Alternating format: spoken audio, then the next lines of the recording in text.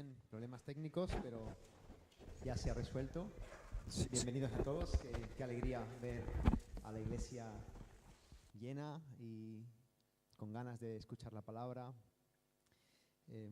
Estoy muy contento de poder estar en esta mañana. Es el primer domingo que me toca compartir en la iglesia y tengo mucha Tecnología, sí. Estábamos cantando algo muy fuerte, ¿no? No sé si muchas veces somos conscientes de las cosas que cantamos. Mas Dios muestra su amor para mí en que envió a su Hijo a morir en la cruz, su sangre limpió mi maldad.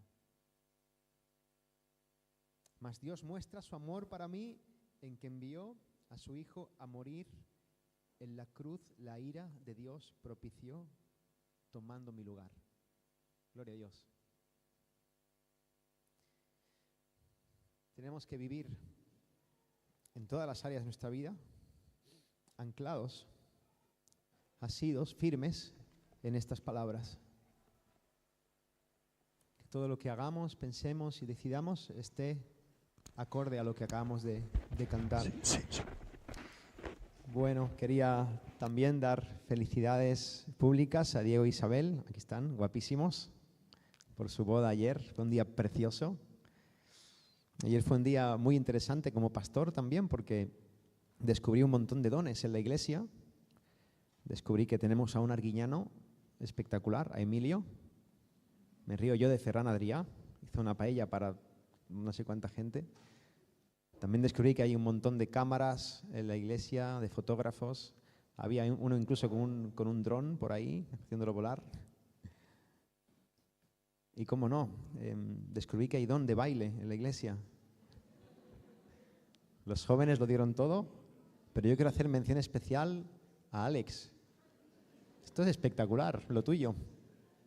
Esas sevillanas, yo he estado en Cádiz 8 años y no las he visto.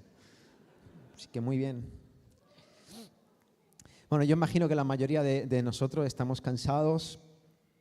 Ayer fue un día muy intenso.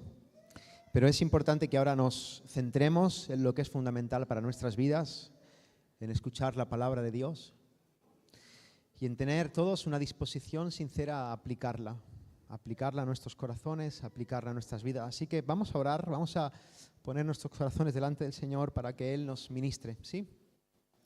Oramos. Señor,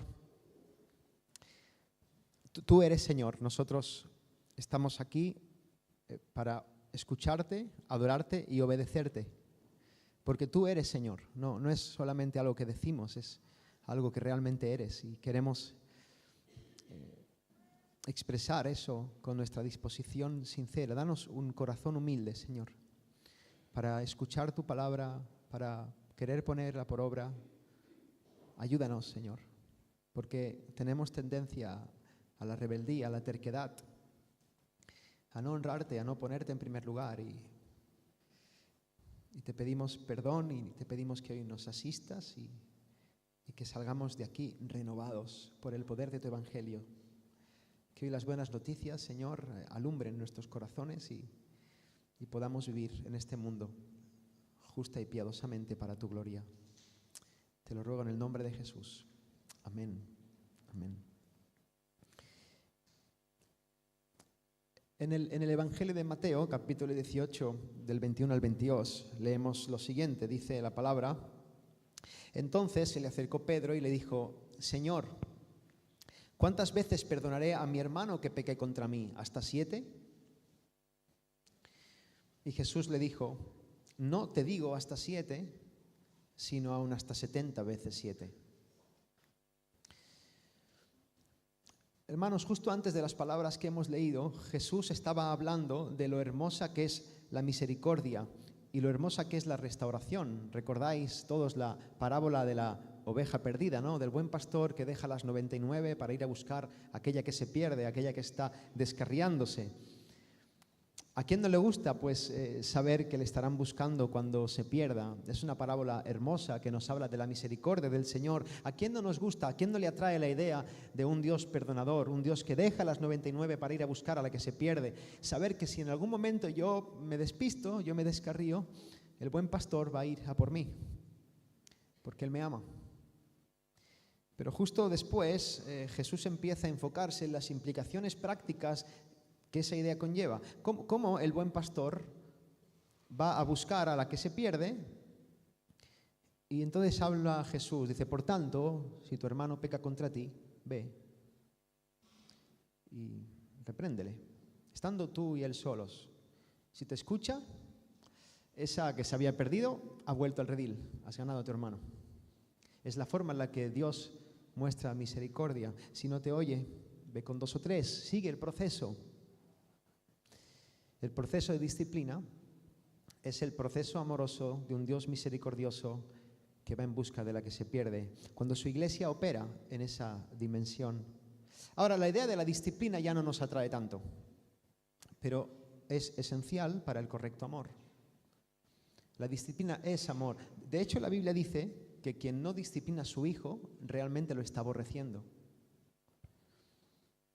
Ahora bien, la disciplina que presenta Jesús tiene como propósito la restauración del pecador, la conservación de su honor y de su integridad. Esta clase de disciplina es justo lo contrario a la intención de avergonzar y de condenar a alguien. Es promovida por la motivación de un corazón que ama hasta el punto de jugarse el cuello, de incomodarse por la persona que está en un error mortal, por aquel que está descarriándose. Y la disciplina, evidentemente, es la necesidad que surge a causa del pecado que hay en nosotros. Y esa realidad que el Señor no nos oculta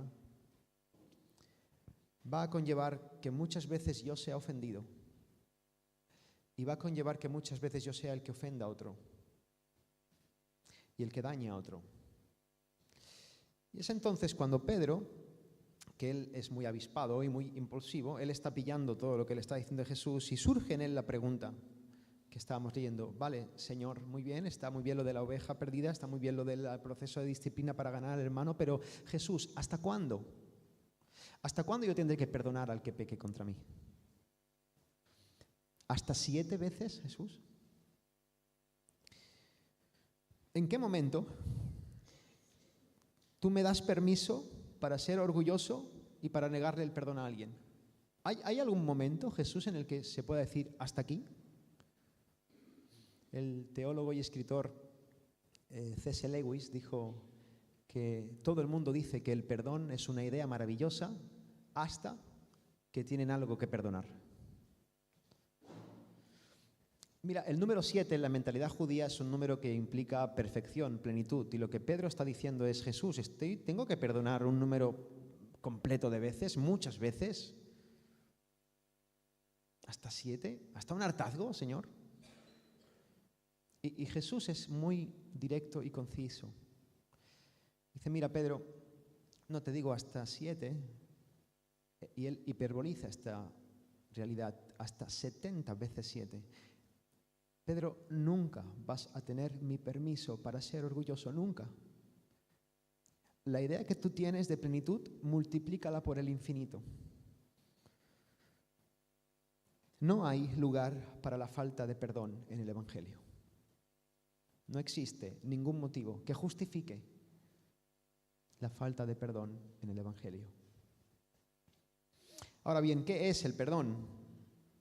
Según la Real Academia Española, perdonar es dicho de quien ha sido perjudicada por ello, y dice de remitir la deuda, ofensa, falta, delito u otra cosa. El perdón sería la remisión de la pena merecida, de la ofensa recibida o de alguna deuda u obligación pendiente. Es decir, alguien me debe algo, ya sea material, judicial, moral, lo que sea. Alguien me debe algo, tienen la obligación de pagarme por algo y yo le quito la obligación de que esa persona pague por ello. Y ahora, es importante esto. En clave espiritual, el perdón tiene que ver primeramente con nuestro compromiso vertical para con Dios. Nosotros, los hijos de Dios, tenemos una relación con nuestro Padre, ¿sí? Y de esa relación mana todo lo demás. Yo tengo un compromiso vertical con Dios seguido de una transacción horizontal con mi prójimo. Es un compromiso vertical que sigue de una transacción horizontal. Y veremos en el sermón de hoy que el perdón tiene que ver con nuestras emociones, con nuestros sentimientos, con nuestros derechos, nuestras obligaciones. Es un asunto complejo, difícil. Pero hoy me gustaría exponer cómo funciona el perdón en la práctica. Es un asunto muy delicado que toca muchas sensibilidades porque muchos, o yo entiendo que todos, hemos sufrido ofensas muy graves o hemos sido ofendidos y maltratados de forma que nos ha herido mucho. Pero hermanos, una iglesia nunca va a poder vivir un cristianismo sano si no entendemos lo que significa verdaderamente perdonar y no lo ponemos en práctica como debemos. Yo he orado al Señor para que me dé gracia y Él pueda traer convicción a nuestros corazones acerca de esta verdad. Hermanos, ¿cómo opera el perdón en la práctica? ¿Cómo funciona esto? ¿Cómo se hace? Bueno, en primer lugar, el Señor es claro en decirnos que tenemos una obligación de parte de Dios de perdonar. Por tanto, sea lo que sea que haya ocurrido, tu deber y mi deber es perdonar. No existe lugar para la falta de perdón en el corazón de un verdadero discípulo de Cristo. Si en tu corazón hay algún tipo de rencor, alguna raíz de amargura hacia alguien, no te quedes en esa situación. Busca ayuda. Las Escrituras nos mandan a perdonar cualquier ofensa a cualquier persona sin excusas ni concesiones. Y ahora bien, muchas veces podemos decir que hemos perdonado de boquilla sin haber perdonado realmente, ¿verdad? ¿Cuántas veces tenemos esa tendencia a autoengañarnos? Muchas personas dicen cosas como, yo no tengo nada contra esa persona, yo lo he perdonado, yo le deseo todo lo mejor. Pero, ¿de verdad eso es cierto? ¿De verdad? ¿Qué es exactamente perdonar? Mira, perdonar implica tener paz con la persona que nos ha ofendido. Significa desearle el bien de verdad y estar dispuestos a hacerle nosotros el bien a pesar del mal que nos ha provocado. Perdonar significa renunciar a la sed de venganza, implica renunciar a la necesidad de que esa persona sea juzgada y que esa persona reciba su merecido. Perdonar significa renunciar a la condición, yo te perdono si me pides perdón, yo te perdono si te humillas, yo te perdono si me lo pagas, yo te perdono si eres considerado culpable por los demás. No. El perdón que nos exige Dios no permite que tú y yo pongamos condiciones. Perdonar implica olvidar el daño y hacer borrón y cuenta nueva ante cualquier ofensa. Y en la práctica eso significa que si alguien me insulta, yo debo perdonar. Significa que si alguien me agrede, incluso físicamente, yo debo perdonar. Que si alguien me roba todo el dinero de la cuenta bancaria y me deja sin un duro, yo debo perdonar. Que si alguien si un amigo, si mi mejor amigo traiciona mi confianza, yo debo perdonarle. Si mis padres no me querían cuando yo era pequeño y me abandonaron, mi deber es perdonarles. Si alguien, incluso con una mala intención, mancha mi testimonio mintiendo, me difama, mi deber es perdonarle. Yo debo perdonar todo y a cualquiera. Esa es la enseñanza de Cristo. Mira, hermanos, el cristianismo no es compatible con ir por la calle y fingir que no hemos visto a nadie a alguien para no saludarle. No. El cristianismo no es compatible. Por cierto, cuando hacemos eso, cuando vamos por la calle o en el supermercado, nos encontramos con alguien que no queremos saludar y disimulamos y hacemos ver que no le vemos, normalmente la otra persona se da cuenta. Y es peor. El cristianismo no es compatible con negarle el saludo a una persona o despreciarle por muy mal que entiendas que se ha portado contigo. No es compatible. Tu relación con el Señor no es compatible con eso. Amada Iglesia, perdonar de verdad significa tener paz en tu corazón y una disposición a hacer el bien, incluso a aquellos que te han hecho el daño más atroz. Eso es perdonar. Y entiendo que eso es muy duro, pero ese es el camino que nos marca nuestro Señor. Nuestro compromiso vertical con Dios, nuestra relación con el Padre, implica que debemos perdonar, tener una disposición en nuestros corazones de librar perdón sin condiciones. Y lo cierto es que para perdonar se requiere humildad y se requiere negarse a uno mismo. Se requiere mirar a la cruz y estar, como decía Pablo, clavado en la cruz con Cristo Jesús, morir al yo, negarnos a nosotros mismos. Pero también se requiere mucha humildad y mucha autonegación para pedir perdón. Porque fíjate que todos tenemos una gran habilidad para saber cuando estamos siendo las víctimas, ¿verdad? Qué fácil se nos da saber cuando somos los ofendidos, cuando somos las víctimas. Pero se nos hace muy difícil. A veces se nos hace casi imposible ver nuestro verdadero pecado y nuestra verdadera culpa. Y yo te llamo hoy, delante del Señor, a que examines tu corazón sabiendo, como dice la palabra en Jeremías, que tu corazón y el mío es perverso y es engañoso. Y que todos tenemos la tendencia al autoengaño. Te animo a que tengas la predisposición a considerarte culpable, porque realmente siempre somos más culpables de lo que nos gusta reconocer. Pablo dice, ¿no?, que nadie tenga mayor concepto de sí mismo que el que debe de tener, sino que piense de sí mismo con cordura, en relación a la medida de fe que ha sido recibida. Ten cuidado. Seamos humildes, reconozcamos nuestros errores, no tengamos reparo en buscar el perdón de Dios y el de cualquier persona a la que hayamos podido ofender. Pide perdón. Ahora, yo quisiera abordar algunas consideraciones prácticas acerca de cómo pedir perdón, porque en el arte de pedir perdón todos somos bastante torpes. En primer lugar, cuando tú pidas perdón, hazlo sin condicionales. Sin condicionales. Mira, frases como, perdona si te he ofendido. Si te he herido, lo siento. La otra persona podría decir, ¿cómo que sí me has ofendido? Pues claro que me has ofendido. Y ese sí condicional da a entender, aunque a lo mejor nosotros no tengamos esa intención, pero da a entender que nosotros no creemos que hayamos ofendido ni creemos necesario pedir perdón. Da a entender que pedimos perdón porque es lo que la otra persona espera o la otra persona necesita, pero nosotros no nos vemos tanta culpa y es una forma condescendiente de tratar al otro que hiere todavía más. No lo hagas con condiciones. Piensa en lo que has hecho y reconoce que eso hiere. Y en segundo lugar, cuando pidas perdón no añadas un pero. ¿Os imagináis que alguien mata a vuestra mascota, a vuestro perrito, que lo queréis mucho, y cuando llegáis a casa y lo veis ahí al animalito muerto, os dice, sí, lo he matado, perdona que lo haya matado, pero es que hacía mucho ruido? Bueno, esto es un poco caricaturesco, ¿no?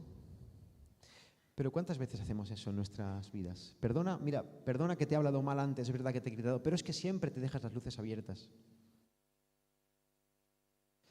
Mira, esa forma de pedir perdón que se justifica o que quiere clarificar algo después de hacerlo es muy torpe. Un pero después del perdón que se está pidiendo anula el perdón que se está pidiendo. Cuando pidas perdón, hazlo y ya está. Humíllate, reconoce tu error, no pongas peros, no pongas excusas. Busca de corazón restaurar el daño. Alguien entiende que tu forma de hablar ha sido hiriente, no has comunicado bien, pues ve a esa persona y dile, mira, yo te he ofendido, mi forma de hablar no ha estado bien, seguro que lo he hecho mal, perdona, yo quiero que tú te sientas bien. Ahí hay paz. Humildad. En tercer lugar, cuando pidas perdón, no lo hagas como una exigencia. Mira, hermanos, el perdón es una petición humilde que descansa en la esperanza de recibir gracia. Hay gente que cuando pide perdón y la otra persona se resiste, entonces la persona que pide perdón se enfada. Y dice cosas como, tu deber es perdonar. Yo ya te he pedido perdón una vez, no voy a volver a ir más a ti. Si tú no perdonas, el Señor no te perdonará. Y estas reacciones manifiestan que realmente no hay una búsqueda genuina y humilde de perdón. Manifiestan que para esa persona pedir perdón es un trámite para quedar bien. Pero realmente no hay una intención de humillarse, de empatizar y buscar la restauración del otro. Debemos pedir perdón con humildad, estando dispuestos a soportar cualquier agravio y continuando en la actitud de buscar la restauración. Iglesia, hemos hablado de perdonar y hemos hablado de pedir perdón. Y son asuntos complicados que tratan directamente con nuestro corazón, con nuestro orgullo, con nuestras heridas. Por último, yo quisiera abordar el asunto de la reconciliación. Hemos hablado de nuestro compromiso vertical con Dios, ¿verdad?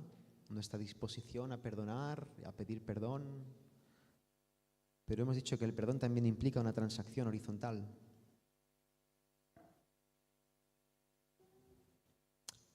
Hace años, voy a ver el agua, me han dicho que tiene aroma de cebolla, no sé. A ver si es soportable. Igual yo también tengo que perdonar a alguno. Está bien. Está bien. Hay paz. Bien, hace años, cuando era miembro de la primera iglesia a la que fui, alguien me hizo mucho daño. Quiero contar este testimonio porque creo que puede hacer bien. Ese hombre era un supuesto hermano de la iglesia, y yo digo supuesto porque sus acciones me obligan a usar esa palabra. Yo tengo dudas, a veces he tenido dudas de su verdadero cristianismo. ¿Por qué digo eso? Ese hombre, tal cual lo cuento, ese hombre me insultó gravemente delante de personas de mi familia que eran inconversas, y además me robó dinero descaradamente. Yo sabía que me robó dinero porque antes de pasar cuentas fui a contar lo que había, y cuando vino él después me entregó mucho menos de lo que había. Yo no le dije nada, evidentemente. Pero además, durante el proceso en el que yo mantuve contacto, yo descubrí que ese hombre tenía muy malas prácticas por su parte cuando se relacionaba con gente de fuera de la iglesia. Él era uno aquí y otro fuera, pero además totalmente distinto. Era maleducado, era soberbio, si podía no pagar impuestos, no pagaba impuestos, criticaba a la gente. Y yo llevaba meses en el Señor y debo confesar que yo lo pasé realmente mal. Porque más que la ofensa que yo recibía, era la incongruencia de entender que la persona que me estaba ofendiendo era un supuesto hermano más maduro que yo, que debía cuidarme, debía discipularme, en lugar de robarme, insultarme y darme mal ejemplo. En todo ese tiempo yo vivía con la duda de si a lo mejor yo era el que había hecho algo mal también, que el problema era mío. Luchaba con la realidad de que yo era un recién nacido en el Señor y que tal vez yo tenía parte de culpa, que el asunto también era cosa mía. Y el caso es que yo quería arreglar la situación con esa persona, yo de verdad quería, pero había un problema. Él no. No solamente nunca me pidió perdón, sino que siguió con la misma actitud violenta hacia mí durante el tiempo en que mantuvimos contacto. ¿Y sabéis lo que hizo la iglesia local? La iglesia local mantuvo silencio, no dijo nada. Era un hombre de cierta influencia en la iglesia y se calló. En privado me decían, hay que ver cómo es, a mí también me pasó eso una vez, sabemos cómo es, vamos a arreglarlo, palmadita en la espalda, pero después nadie decía nada. Es más, una semana después de lo que ocurrió, estaba predicando y yo no entendía nada. Y debo reconocer que en mis primeros meses en el Señor yo estuve tentado a abandonar la fe, a pensar, todo esto es una mentira, es una hipocresía. Yo quería arreglar las cosas, sentía que no tenía paz con el Señor, me costaba orar, concentrarme en la lectura porque tenía un conflicto con alguien. Yo no sé si te suena a ti eso. Yo creo que todos hemos pasado por una situación parecida en algún momento. Mi conciencia me gritaba que las cosas no estarían bien con Dios hasta que no estuvieran bien con ese hombre, pero yo me sentía impotente al no poder hacer nada para arreglar las cosas. Él no quería reconocer su error, no se acercaba a mí para solucionar la situación y mi vida espiritual se estaba viendo muy afectada hasta que al fin lo comprendí. Iglesia, una cosa es el perdón y otra cosa es la reconciliación. Y es un asunto que tiene relación, pero lamentablemente no siempre puede ocurrir al mismo tiempo. Nuestra responsabilidad como cristianos es perdonar, tener paz, amor en nuestros corazones, una conciencia tranquila para con Dios en nuestra disposición vertical. Pero es imposible reconciliarse con alguien que no quiere. Y digo eso para que nuestro corazón descanse si estamos en una situación parecida a esta. No se puede perdonar horizontalmente y restituir una relación cuando la persona que ha ofendido no se humilla y no desea la reconciliación. Por eso Pablo dice, si es posible, en cuanto dependa de vosotros, estad en paz con todos los hombres. ¿Y por qué dice eso? Porque no siempre es posible y no siempre depende de nosotros. Ahora, si es posible, en cuanto dependa de ti, hazlo. Nuestra obligación como creyentes es perdonar y buscar la reconciliación, cumplir con nuestra responsabilidad vertical, es decir, con Dios, pero debemos reconocer que la restitución de una relación no siempre está en nuestras manos. El perdón horizontal de nosotros con los demás es una transacción. Uno pide perdón, el otro le otorga el perdón. Y si no hay eso, no puede haber restauración. Y mi deber, desde que entendí eso, es seguir amando y orando por ese hombre. Mi deber como hijo de Dios es desear de todo corazón que él venga en arrepentimiento y pueda yo recibirle con los brazos abiertos a mi vida nuevamente cuando eso ocurra. Pero descanso en la gracia de Dios y en el perdón que el Señor ha puesto en mi corazón. Y eso es lo que debemos examinar todos en esas situaciones. Yo te quiero preguntar a ti hoy, para que tú hagas examen de conciencia, ¿hay perdón en tu corazón? ¿Has perdonado realmente? ¿Tú deseas la reconciliación? ¿Has hecho todo lo posible para estar en paz con esa persona? Mira, fíjate en esta pregunta, quédate, porque a mí al menos me confrontó cuando yo reflexioné en eso. ¿Estás cómodo con el orgullo de la otra persona porque de esa manera tú no tienes que dar un paso para perdonar?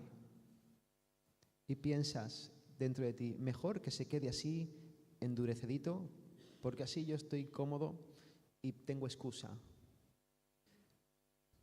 A mí me ha pasado eso, y yo cuando me di cuenta tuve que pedir perdón al Señor, que esa falsa piedad, esa apariencia de ¿estás cómodo?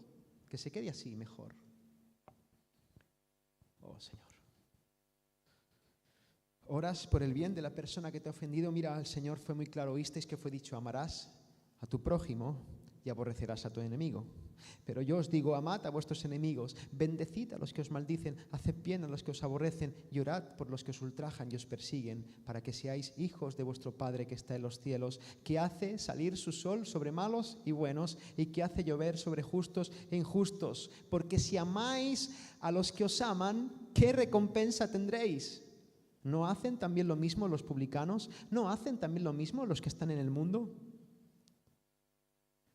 Y si saludáis a vuestros hermanos solamente, ¿qué hacéis de más? ¿No hacen también así los gentiles? Si tenemos buen rollito con el que nos cae bien y saludamos al que está con nosotros y nos compadreamos solamente con aquellos que están afines a nuestros intereses, a nuestro discurso, a lo que nosotros entendemos que ha ocurrido, a nuestra forma de ver las cosas, ¿no somos igual que el mundo? ¿No hacen lo mismo los de la asociación de ajedrez de aquí en la esquina? ¿No hacen lo mismo los de otras religiones? ¿Qué os diferencia entonces?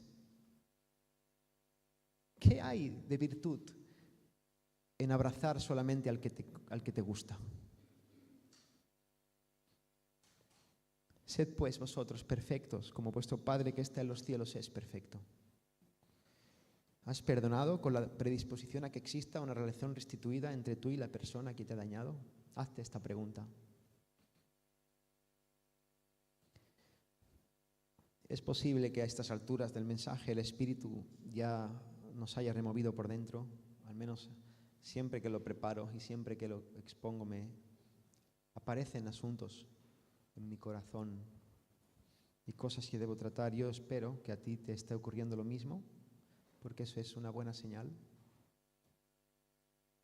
Puede ser que ya te estés cuestionando muchas cosas acerca de ti mismo, de tu relación con Dios, de tu relación con tus hermanos. Y tú sabes que todo lo que estoy diciendo es correcto, pero también sabes que es muy difícil para ti. Yo imagino que muchos de los que estáis aquí podéis estar pensando, si tú supieras, Jimmy, Si tú supieras más de 4 cosas, no hablarías como hablas.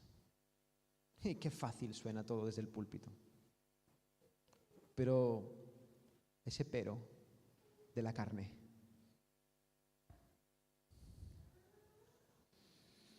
A veces parece prácticamente imposible perdonar o pedir perdón. Y yo quiero responder brevemente a la pregunta, ¿por qué? ¿Por qué es tan difícil esta dinámica del perdón? ¿Por qué? ¿Por qué nos cuesta tanto? Y hay muchos factores, pero yo quisiera centrarme en al menos 2. Y en primer lugar, el asunto del perdón es difícil, muy difícil para nosotros, porque perdonar duele. Duele mucho. Perdonar duele porque su necesidad proviene de la cuestión más horrible y dañina que existe, el pecado. El pecado. Sin el pecado no sería necesario perdonar. Y es cierto que responder negativamente a la necesidad del perdón tiene como raíz nuestro orgullo, pero también es cierto que cuando hay pecado de por medio, lo natural es que aparezca el dolor. Sentirse mal en un mundo caído, lleno de personas caídas, es lo natural. ¿Qué podríamos esperar después de todo? Darle la espalda al dador de todo lo bueno, al Dios bueno y misericordioso, a nuestro Creador. Darle la espalda a Él trae consecuencias desastrosas, horribles. Perdonar duele porque supone que alguien ha pecado contra nosotros o nosotros creemos que ha pecado contra nosotros. Supone que alguien nos ha herido. Supone que nos han afectado emocional y espiritualmente. Supone que crezca en nosotros la decepción, el sentimiento de injusticia, el dolor emocional. Y en ese punto yo quisiera mostrar mi empatía. Porque yo también soy pecador y yo también he sufrido agravio y he agravado a otros. Yo no conozco tu situación, yo no conozco tu corazón. Es falso que yo puedo entender perfectamente lo que te pasa, porque eso es tú y Dios. Pero sí sé una cosa, sé que duele. Yo lo he vivido también, duele. Sé que el pecado es terrible, sé que lo hace todo difícil, sé que el proceso puede ser muy complicado y muy doloroso. Perdonar es difícil porque duele y ese dolor requiere un proceso de sanidad. Es cierto, duele, es difícil. Y en segundo lugar, y tiene que ver con lo primero, además de doler, perdonar es difícil, y atención a esto, porque perdonar es injusto. La Biblia dice que la paga del pecado es la muerte. No dice que la paga del pecado sea el perdón. Lo justo es que cuando alguien peca contra alguien sea castigado. Lo que alguien merece cuando hace un daño es el castigo, no la misericordia. Todos nosotros tenemos un sentido de justicia dado por Dios. El mal debe ser condenado, la justicia debe ser satisfecha. ¿O no es así? Mira, cuando tú y yo vemos una peli, un thriller policíaco de estos, y hay un asesino en serie y un policía con buena intención, que es un poco despistado, pero lo hace todo con una buena intención, ¿quién quieres que gane? A no ser que sea un poco sádico, el que quieres que gane es el policía. El asesino en serie tiene que ser capturado y tiene que ir a la cárcel. Y al policía, aunque él ha liado un poquito, tienen que darle la placa otra vez y su pistola y vencer.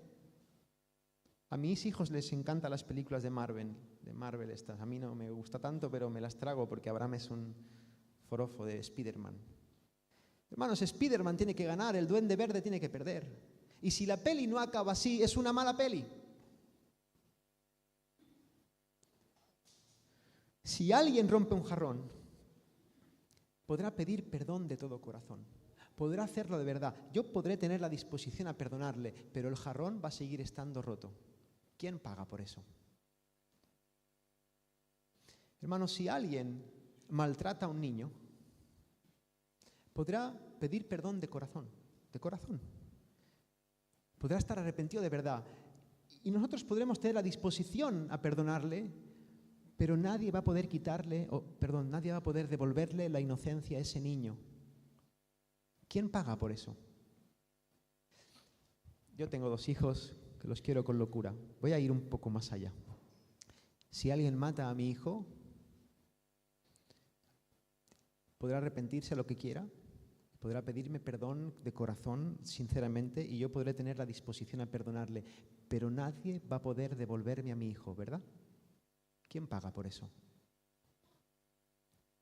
Y ahí va la respuesta, y es lo que nosotros entiendo que creemos, que hace que todos nuestros argumentos se derrumben y nos coloca a todos en nuestro lugar. El que pagó por eso en la cruz del Calvario es Jesucristo. Por todo. Si hay alguien que merezca estar ofendido en este universo, es Dios. Voy a ponerme a mí de nuevo como ejemplo. Yo era su enemigo acérrimo. Yo le odiaba, me burlaba de él, le llevaba la contraria en todo lo que podía en esta vida. Levantaba mi puño en alto y le desafiaba por medio de una actitud egoísta y depravada. Yo era mi propio Dios y yo quería satisfacer los deseos de mi vientre. Yo. Y Dios, cuando me veía a mí, Él sentía ese dolor, Él sentía esa injusticia hacia mí. Él estaba ofendido contra mí y lo estaba con toda la razón del mundo. Así que es verdad que la paga del pecado es la muerte y Dios debía castigarme. Dios debía llevarme a un tormento eterno por mi pecado, porque la ofensa que yo había hecho era contra un Dios que es eternamente justo, santo y bueno. Así que Dios debía mandarme a un infierno eterno por mi pecado. Pero Dios, que es rico en misericordia, por su gran amor con que nos amó, nos dio vida juntamente con Cristo. Por gracia sois salvos. En la cruz del Calvario, Jesucristo pagó por todos mis pecados y es el Evangelio, son las buenas noticias lo que hace necesario que yo lo perdone todo, porque en Cristo y por Cristo a mí se me ha perdonado todo sin merecerlo. Jesús le explica esta verdad tan radical a Pedro cuando hace esta pregunta de las 70 veces 7. Y me imagino que la cara de Pedro debería ser un poema, porque él entendía las implicaciones que eso tenía. Y justo después Jesús le dice: por lo cual el reino de los cielos es semejante a un rey que quiso hacer cuentas con sus siervos. Y comenzando a hacer cuentas, le fue presentado uno que le debía 10.000 talentos. A este, como no pudo pagar, ordenó su señor venderle y a su mujer e hijos y todo lo que tenía, para que se le pagase la deuda. Entonces aquel siervo, postrado, le suplicaba diciendo: Señor, ten paciencia conmigo y yo te lo pagaré todo. El señor de aquel siervo, movido a misericordia, le soltó y le perdonó la deuda. Pero saliendo aquel siervo, halló a uno de sus consiervos que le debía 100 denarios, y asiendo de él, le ahogaba diciendo: págame lo que me debes. Entonces su consiervo, postrándose a sus pies, le rogaba diciendo: ten paciencia conmigo y yo te lo pagaré todo. Mas él no quiso, sino fue y le echó en la cárcel hasta que pagase la deuda.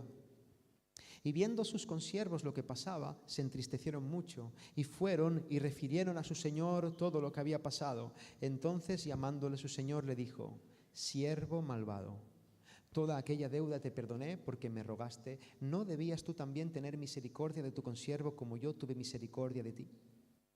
Entonces su señor, enojado, le entregó a los verdugos hasta que pagase todo lo que le debía. Así también mi Padre Celestial hará con vosotros si no perdonáis de todo corazón cada uno a sus hermanos sus ofensas. Para ponernos en contexto, más o menos, dependiendo si creemos que los talentos se refieren a oro o plata, pero más o menos, por poner una cifra, 10.000 talentos equivaldría a lo que hoy más o menos son unos 3.000 millones de euros. Y 100 denarios aproximadamente equivaldría a lo que hoy son unos 600 euros. Es dinero. Pero lo que está haciendo el Señor es hacer un contraste hiperbólico, exagerado, para que entendamos de qué va esto. Hermanos, nosotros teníamos una deuda impagable con Dios. Y nada de lo que tengamos que perdonar nosotros es comparable a lo que Dios hizo para poder perdonarnos. Jesús, el único hombre realmente santo y justo que ha pisado esta tierra, fue maltratado, humillado, insultado, abandonado y quebrantado por nuestros pecados, y además soportó todo eso sin merecerlo. Él es el único que podría haber dicho que es inocente de verdad. Pero cuando Él estaba en la cruz, ensangrentada, recibiendo la ira del Padre, con la cara llena de golpes, aun siendo Él inocente, de sus labios salió algo impresionante. Él dijo: Padre, perdónales porque no saben lo que hacen. Jesús clamó por misericordia para sus verdugos en lugar de clamar por justicia. Y la enseñanza es clara: Dios nos ha perdonado infinitamente a ti y a mí, más de lo que nosotros tendremos que perdonar jamás. Y si Él quitó toda nuestra deuda y nos lo perdonó todo, nosotros debemos hacer lo mismo con los demás. Y si no estamos dispuestos a perdonar de verdad, de todo corazón, cualquier ofensa y descansar en la gracia de Dios, escucha, es probablemente, yo no digo que sea fácil, pero digo que si no estamos dispuestos a eso, es probablemente porque el perdón de Dios, su gracia restauradora, tal vez no ha sido derramada en nuestros corazones. Un corazón quebrantado por la cruz es un corazón que perdona.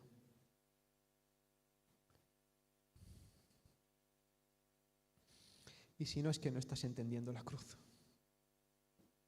No lo entiendes.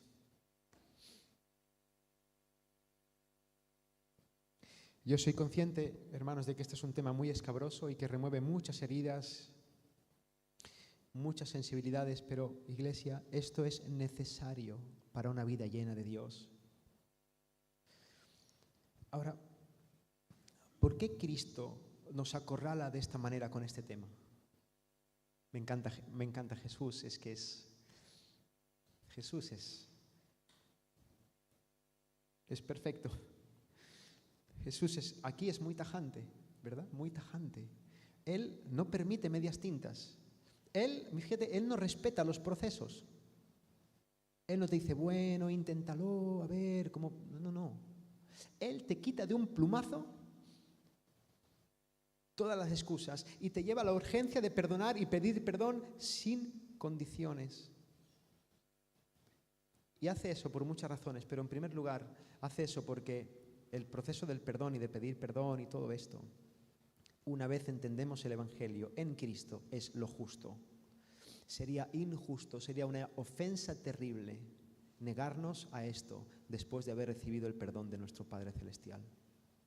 Es lo justo. En Cristo es lo justo. Pero también Dios te manda a perdonar y a pedir perdón porque Dios te ama infinitamente. Y la falta de perdón es aflicción para el alma, es amargura para nuestro corazón. El rencor y la amargura no son compatibles con el gozo y con la felicidad. Donde hay rencor no puede haber libertad, no puede haber felicidad, no puede haber bienaventuranza, no puede haber dicha. Y Dios no quiere eso para ti. Iglesia, un alma que perdona y pide perdón es un alma libre que puede recuperar el gozo, la bendición, la alegría, la vida plena. Y eso es lo que Dios quiere para sus hijos, es lo que Dios quiere para ti y para mí.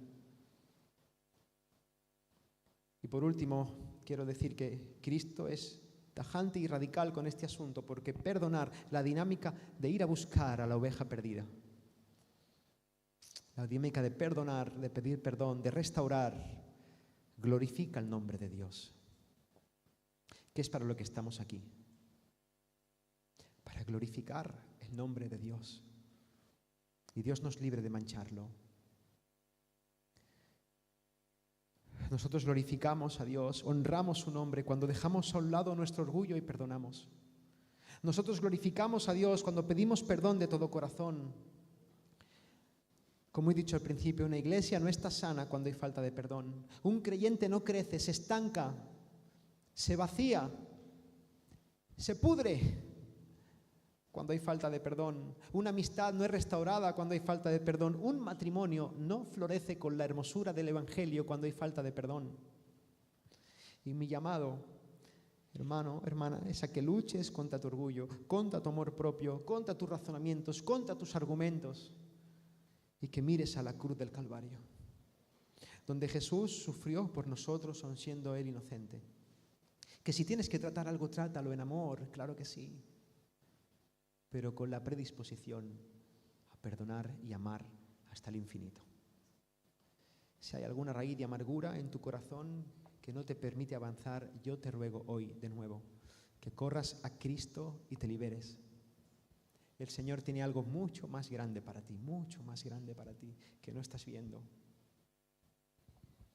Pero también quiero decir hoy, si estás aquí y no sabes lo que significa sentir el perdón de Dios en tu corazón, si todo esto no lo entiendes, si no estás en Cristo, has sido de Él, confiando en Él, abrazado a sus promesas, y por eso tu corazón sigue endurecido contra el mundo, endurecido contra tu familia, contra ti mismo y en definitiva contra todo lo que te ha hecho sufrir en esta vida, yo deseo que hoy Dios te convenza de que el perdón es posible. El perdón es posible. Dios envió a su Hijo Jesucristo a este mundo para que el perdón fuera posible.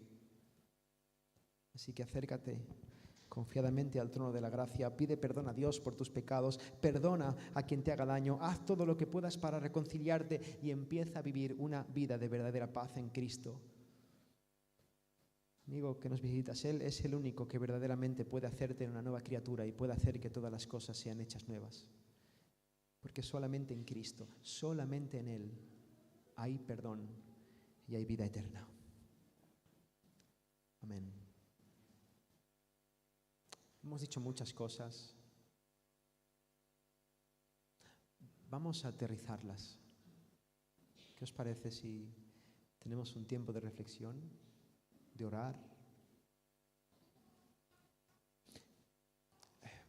Te animo a que no te mires a ti, porque este tipo de mensajes tendemos por nuestro pecado a desanimarnos porque nos miramos a nosotros. Vamos a poner nuestro corazón en la cruz. Mira al Señor. Tú no puedes, es verdad, pero Él sí. Él sí, Él ya pudo. Él lo hizo. Vamos a orar, pensando en el Señor, sí, vamos a orar. Señor,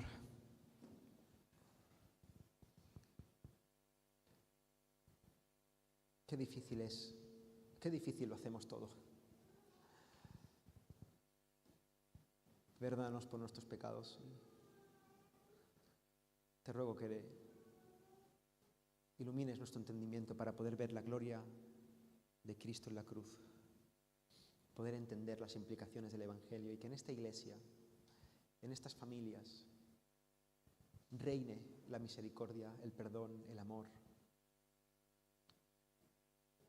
Señor, tú eres un Dios de luz también, no eres un Dios que tapa las cosas. Si hay algo que debamos tratar los unos con los otros, ayúdanos a hacerlo con amor, con verdad.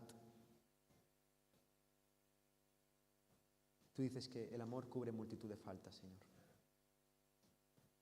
Ayúdanos, restaura relaciones, abrázanos con tu misericordia y llénanos de tu presencia. Queremos vivir la vida. Seguirte a ti es mucho más que venir aquí cada domingo, Señor.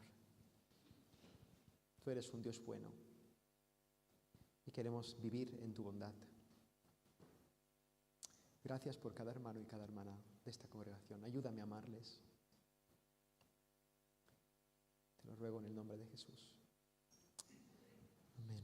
Vamos a seguir reflexionando mientras preparamos la Santa Cena. Le voy a pedir a Josep y Elena, a nuestros hermanos, que pasen por aquí mientras tenemos un tiempo también, seguimos en reflexión. Vamos a participar de los símbolos de la Cena del Señor.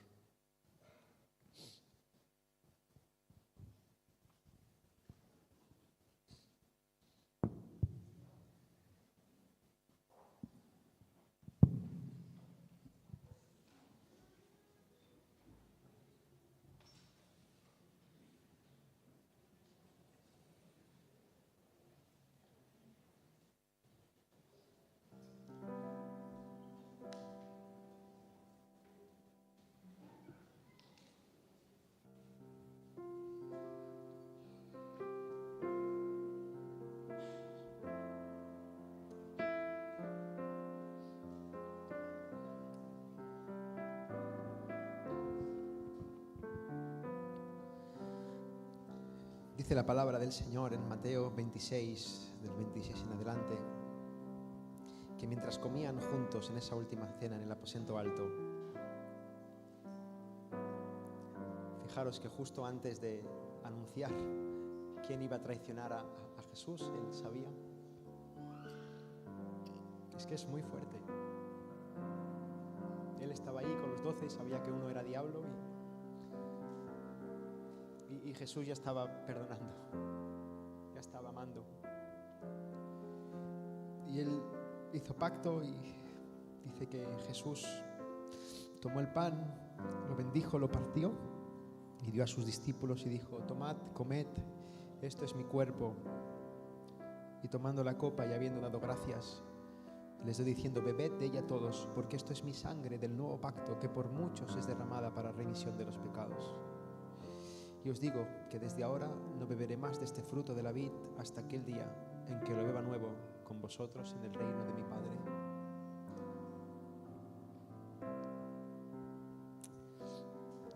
Recordamos el sacrificio de Jesús.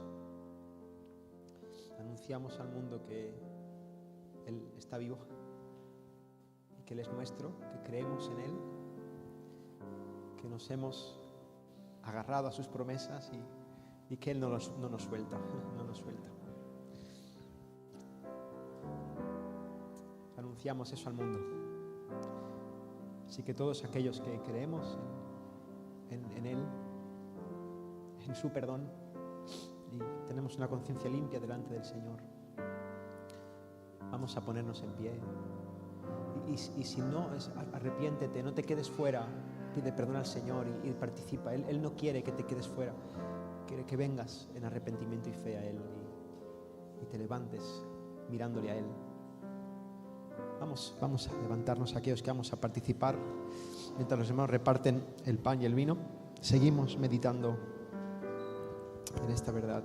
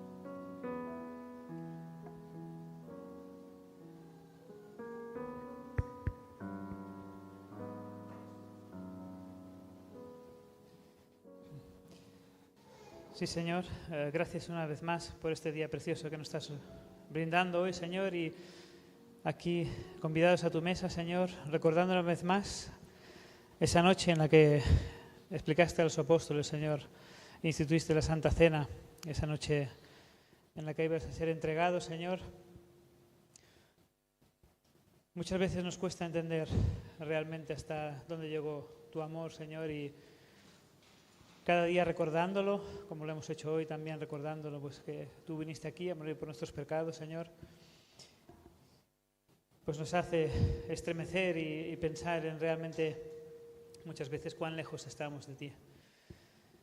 Por eso, pues, un honor poder estar aquí a tu mesa, Señor, y recordar que tú un día viniste, Señor, que fuiste clavado a la cruz en una de las peores condiciones que había en ese momento, Señor, y que a pesar del sufrimiento, pues tú te entregabas voluntariamente con gozo al Padre, Señor. Y no solo que te entregabas, sino que también con esto hoy proclamamos que tú sigues vivo y que volverás. Y esta es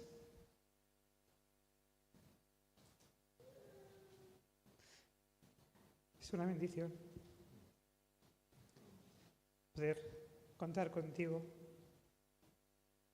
hasta tal punto de que nos cuidas hasta el día que nos volvamos a ver, Señor.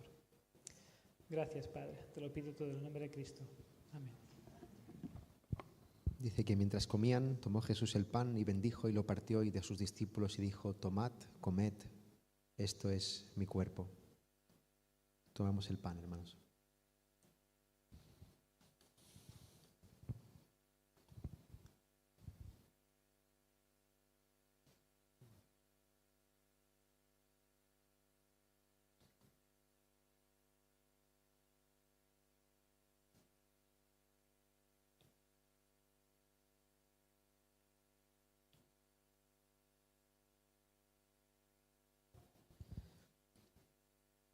Y tomando la copa y habiendo dado gracias, les dio diciendo: bebed de ella todos, porque esto es mi sangre del nuevo pacto, que por muchos es derramada para remisión de los pecados.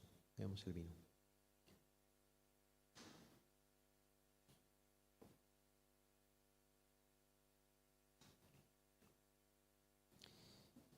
Y os digo que desde ahora no beberé más de este fruto de la vid hasta aquel día en que lo beba nuevo con vosotros, en el reino de mi Padre. Jesucristo viene. Amén. Vamos a cantar una última canción con gozo al Señor.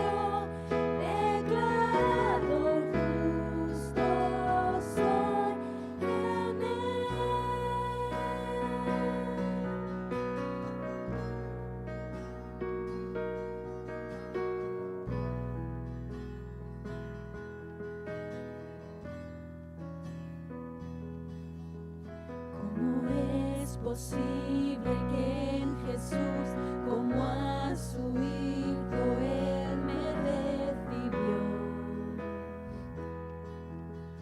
Y su nombre llevo hoy, su perfecta vida de obediencia al Padre, al yo creer, Él me otorgó. Y perdón me dio. Y cargó mi maldad sobre él.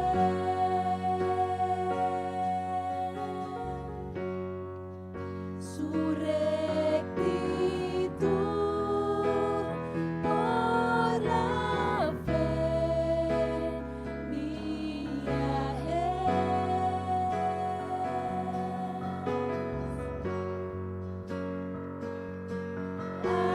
Aleluya, glorioso intercambio, oh cuán gran misterio, que por gracia salvo soy.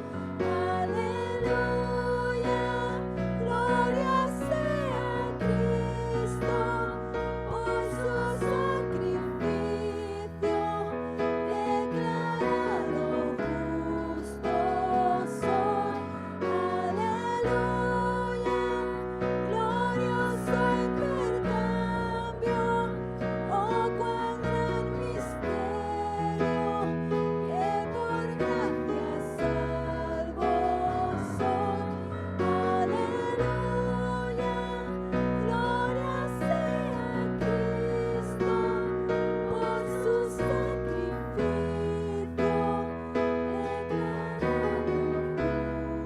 soy en